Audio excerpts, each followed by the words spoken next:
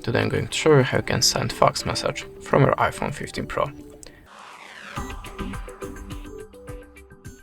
So in the first step we have to open the App Store, then tap on search bar and look for the Fax app. Look for the Fax Free and open it. Now choose Continue. Tap on the Continue a few times and enable the free trial. Now close the window and enter the number in this place. You can also choose the country from the list. Type the sender name and sender phone number. Now to choose the document, click on the Add Document button and choose source of the document, like something from the gallery.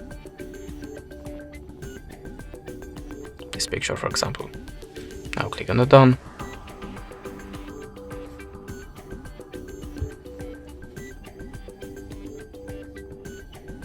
You can adjust the shape to the document or the picture.